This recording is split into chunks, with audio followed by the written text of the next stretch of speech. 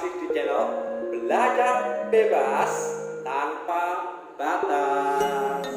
Ya, seperti biasa, sebelum kalian menonton video pembelajaran yang saya buat, pastikan kalian sudah like dan juga subscribe, karena like dan juga subscribe itu gratis.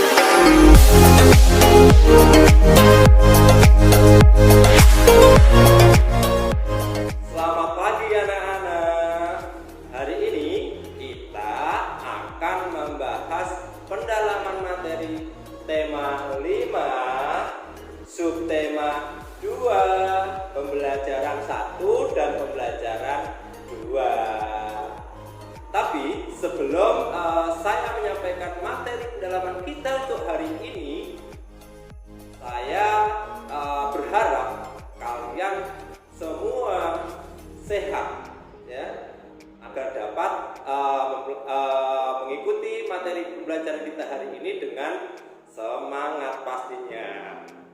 Ya, langsung saja untuk materi kita yang pertama di tema 5, subtema 2, pembelajaran 1, kita akan membahas muatan materi matematika kompetensi dasar 3.4 dan 4.4, yaitu dengan ulasan materi membandingkan dua pecahan menggunakan tanda perbandingan.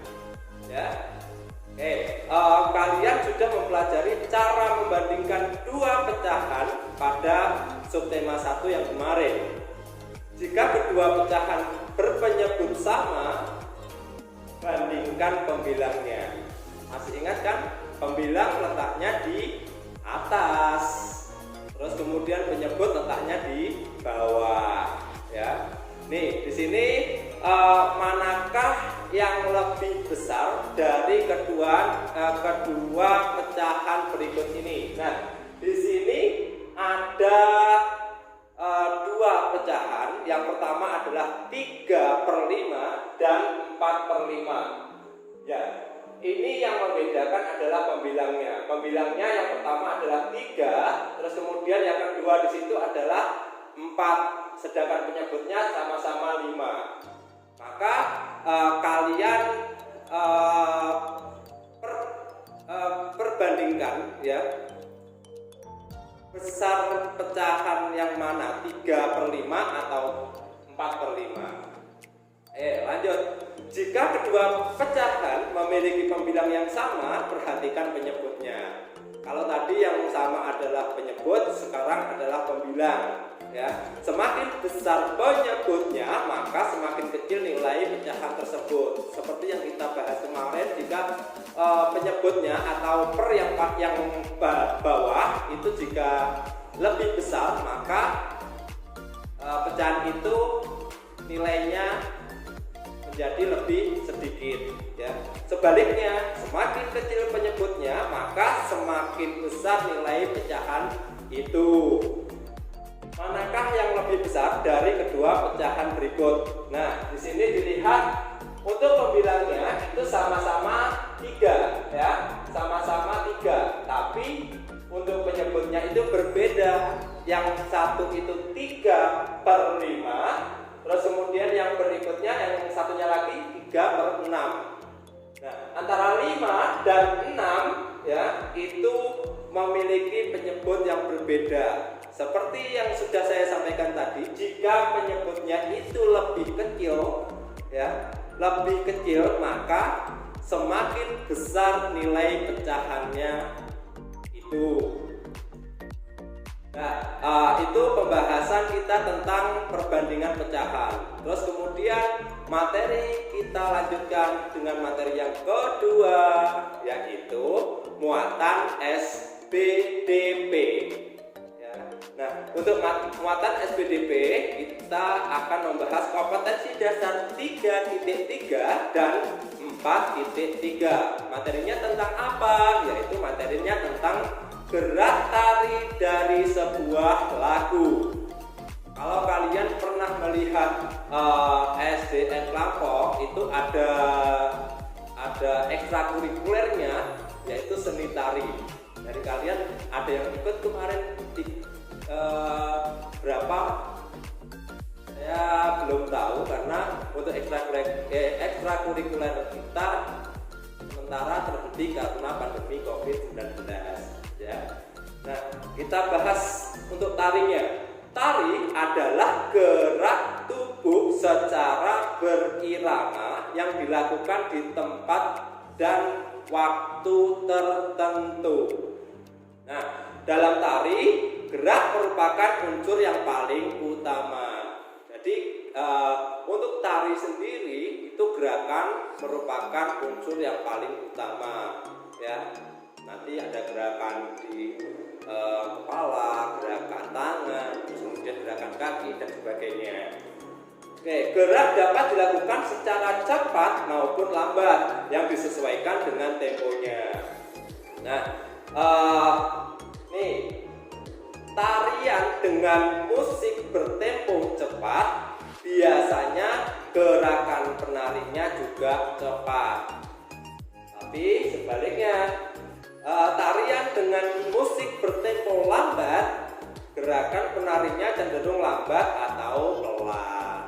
Ya, jadi tari selain gerak sebagai utamanya, juga musik yang mengiringi tari tersebut. Jika musiknya itu bertempo cepat, maka gerakan penari otomatis akan cepat. Begitu juga sebaliknya, jika musiknya itu bertempo rendah atau bertempo lambat, maka penarinya juga cenderung akan lambat atau pelan. Jadi intinya gerakan penari itu mengikuti tempo musiknya. Lanjut.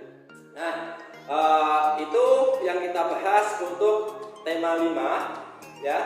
Subtema 2, pembelajaran 1. Dan untuk tugas kalian di sini adalah silakan berlatih ya. Jawab pertanyaan yang ada di buku pendamping kalian halaman 22, 23 dan juga 25. Nah, nanti jawaban kalian bisa kalian kirimkan melalui link di absen Google Classroom yang sudah saya sediakan kemarin. Lanjut ya. Nah, sekarang kita akan membahas tema 5, subtema 2, pembelajaran 2 ya. Yaitu dengan muatan PPKN kompetensi dasar 3.2 dan juga 3.4 dan juga 4.4, yaitu dengan materi pentingnya sikap kerjasama dalam keberagaman di sekolah bagian 1. Oke, kerjasama adalah kegiatan yang dilakukan bersama-sama untuk kepentingan bersama.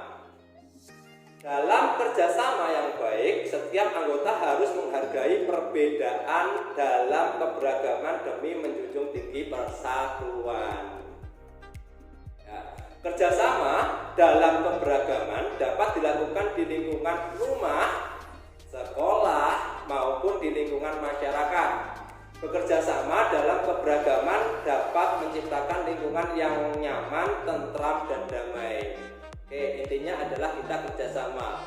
Kalau kalian di sini di sekolah masih belajar di rumah, otomatis kerjasama kalian dilakukan di rumah. Apa sih kerjasama? Tadi sudah saya sampaikan. Contohnya bagaimana kerjasama?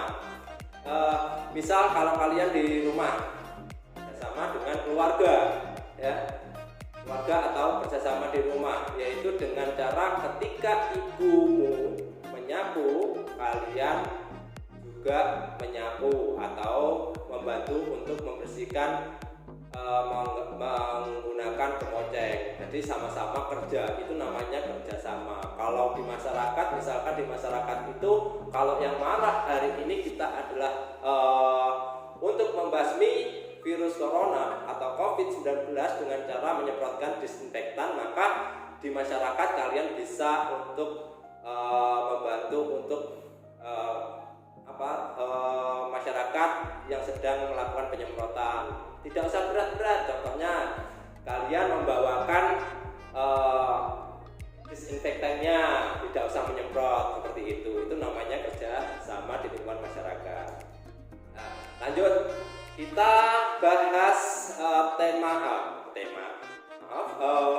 muatan berikutnya, yaitu bahasa Indonesia KD 3.3 dan juga KD 4.3, yaitu menggali informasi dari teks percakapan tentang perubahan cuaca.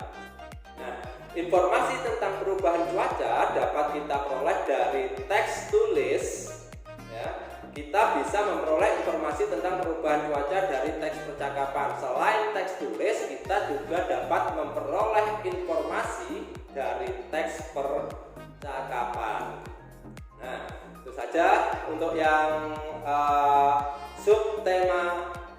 tema 5, ya, tema 5, subtema 2, pembelajaran 2. Nah, tugas kalian di akhir pembelajaran yaitu mengerjakan pertanyaan yang ada di buku pendamping kalian halaman 26 dan 28 seperti biasa.